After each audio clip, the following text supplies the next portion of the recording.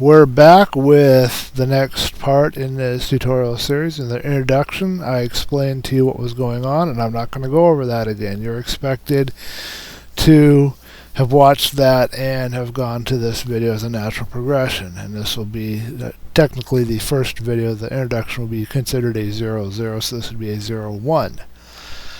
Something I did not mention in the introduction, and that is important for you to remember here, is that I expect you to be a user who is an intermediate to advanced user of their operating system. You have to be comfortable with your operating system, how to make files, folders, how to extract things, how to use programs. Honestly, if you're trying to be a programmer and you don't know these things, then you need to learn these things and be comfortable with them before you try to dive into programming. So you need to be familiar with the operating system. You need to be an intermediate to advanced level computer user. I'm not going to go in and try to explain every step in detail for you. I will answer questions, even the silly ones, if you post them under the video, and I will not, I'm not going to tongue lash you. I'm not going to criticize you or judge you. You can ask any question you like. You can send me a message if it's a question that you're worried that other people might make fun of you for asking. That's perfectly okay. I don't mind that. If something has to be clarified, I will clarify it. But please be aware, I expect you to understand what's going on here and what we're doing on the computer. I'm going to bend over a second. Wanted to make sure that my book was ready to go. So I got a folder here for this.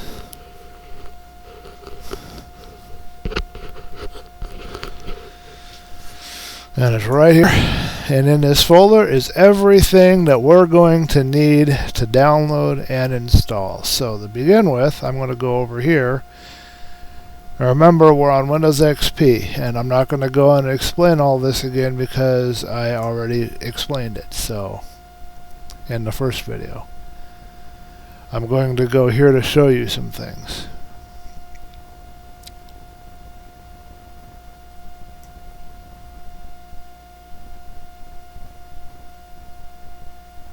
This folder can be closed. Okay, so inside this folder, we scroll down here. We see that we have these VC++ redistributables.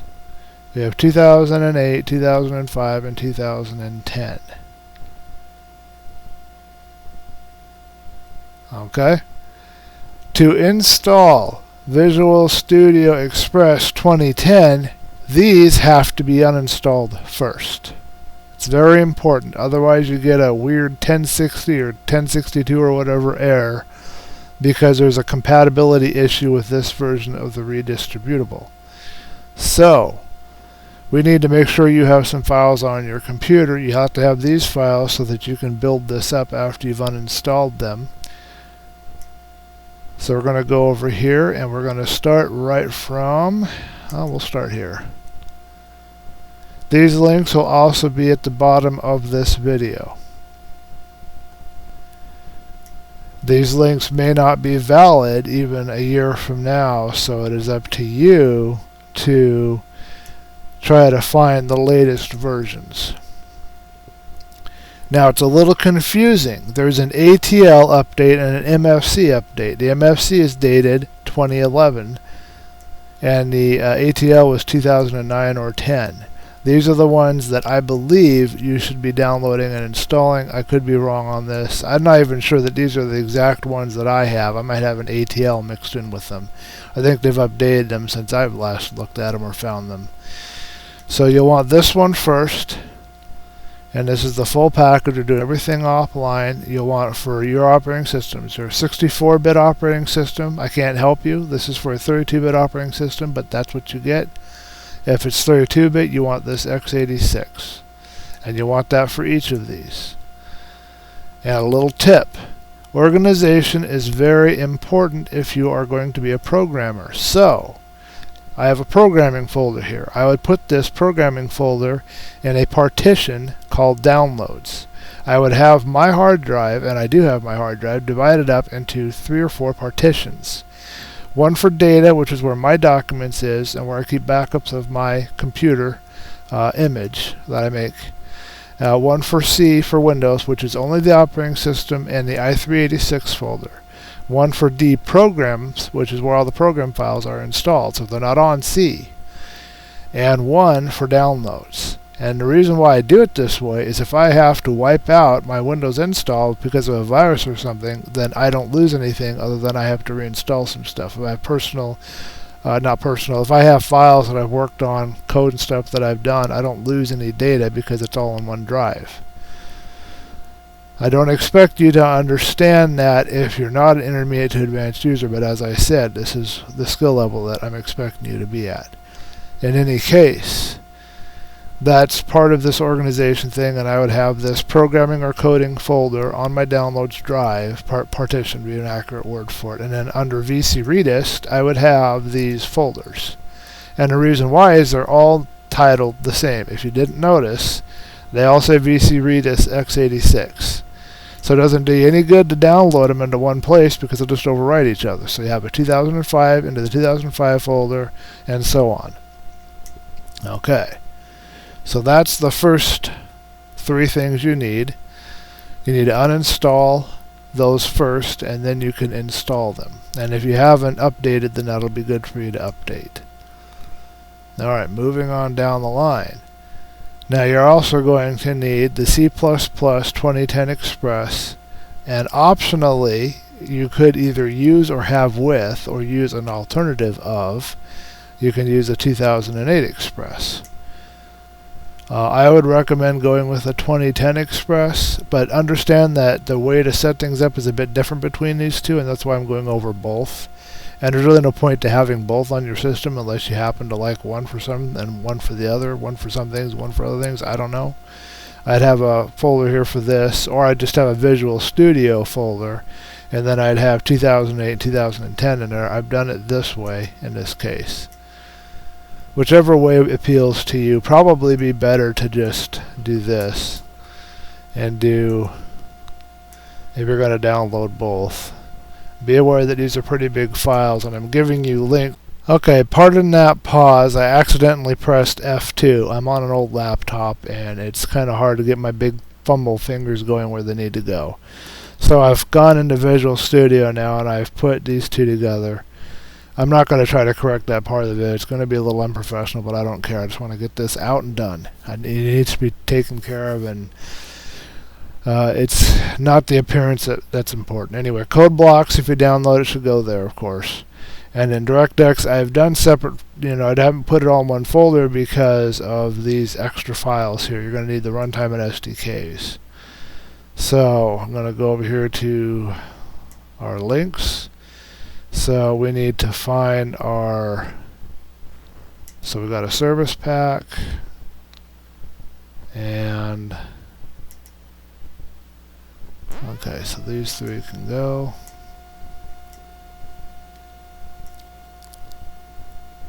Okay, that's the update. And again, these links will be in the video description. So here is the Visual Studio ISO, and as I said, we're doing everything offline. For Visual Studio 2010, you have to go through a bunch of rigmarole, but it's right down here, all in one ISO. You don't need to install all of the programs when you get it. You could just install C++, but if you ever want to move to C# or BASIC or whatever, you'll then be able to do that, so it's advisable to do this. And then there's an update here, an MFC security update for the 2010 Visual Studio. You should get all 3 of these. That's your next set.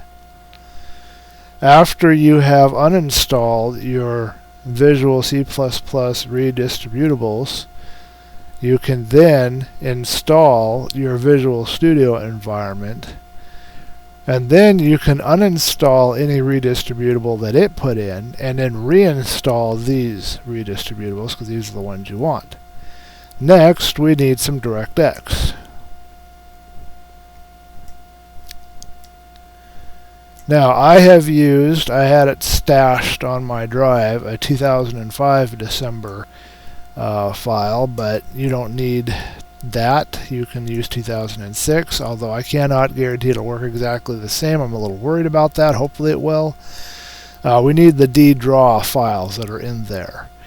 So what we want to do here is, okay, so this is the DX SDK December 2006. You download it, you'll extract it, and then you'll extract the exe that's in there again. A good tool for extracting that I use is this one. An alternative that I cannot guarantee that'll work is this one. WinRAR will not work, WinZip may. I only know that this one works, and these are both free. And these links will also be down there. You want to extract it because you don't want to install the older SDK. You only want the files copied over into the library directory, and you don't want to overwrite any files that are in the library directory. You want to just copy it over, press no a million times, and then the only thing that'll paste over is the old files that you don't happen to have in that directory right now because Microsoft took them out as of June 2010. So download these two, and you can go ahead, you don't have to extract the June 2010, you can just install that one, and I would advise installing that first and then downloading the redistributables and then installing the 2010 redistributable. Although alternatively, and I didn't try this, but you could download and install the December 2006 redistributable and then install the 2010. You should always do the oldest first whatever you're doing. If you do it that way, then maybe that'll give you some extra compatibility that I don't have. I don't know. I just put that up there because I just thought about this, but I have to do a complete uninstall and reinstall stuff to be able to do it. I'm not about ready to do that right now because I got it working, so I'm not going to, if it's not broke, don't fix it. But I'm just advising that that's a possible course of action, but you don't have to do that. Just installing the June 2010 redistributable is enough. And then when you get this file, just extract it, make sure you got plenty of room, and then we're going to copy the files from the lib and include directories. And I'll show you that shortly. So the next thing you're going to need is the .NET framework. And we got some weird stuff going on here.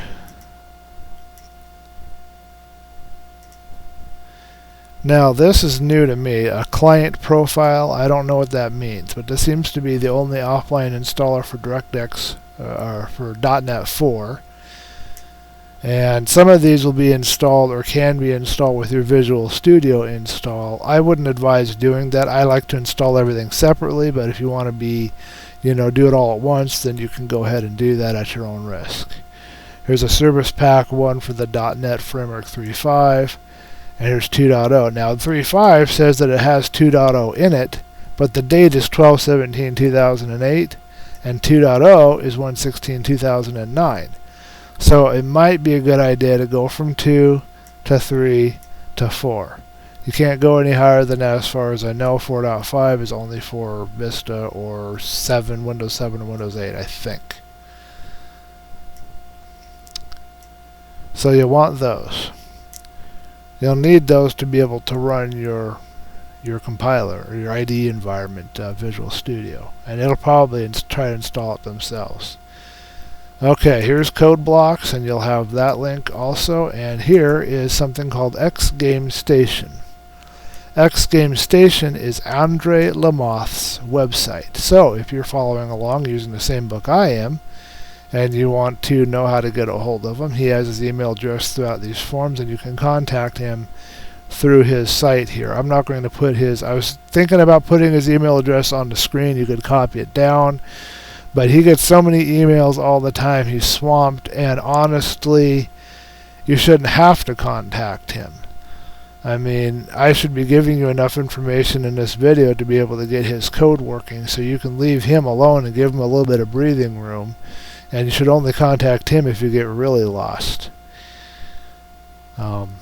the less people contacting him and causing him hassle and bugging him, the better. Because right now he's a pretty good guy. He comes back at you pretty quick and will reply and stuff, and that's pretty rare for anybody who's an author to do. But he has his own life. He has his writing and stuff to do. He's got this business here he's running and all his other stuff. So for now, try to use these tutorials. Ask me questions, and I will help you as best I can. I will direct you to Andre Lamoth with his permission if you get stuck beyond what I can do to help. Or I might even just ask him myself on your behalf, and that way it's only one person contacting him instead of 1,000. Code Blocks is located right here. If you were to download Code Blocks, this is another C++ IDE. There's plenty of videos on this, and I'm not going to go into all of that, but you go to binary release, you find your operating system, which in this case is here, and you want the mini DW user exe thing right here. I think the user is the one you want. Can't remember what the difference between user and the other. Oh, okay, never mind. So the user is, I guess, if something to do with admin rights, but you'll want one of these mini DW based on your setup of your operating system. I'm not going to go into all of that. So, okay. Now we'll go through some of the install procedures now that you have all the files and stuff that you need. I think I'll go ahead and cut this video short and then start up a new one. I don't think I missed anything. I hope not. Okay, closing out, and I will see you in the next video.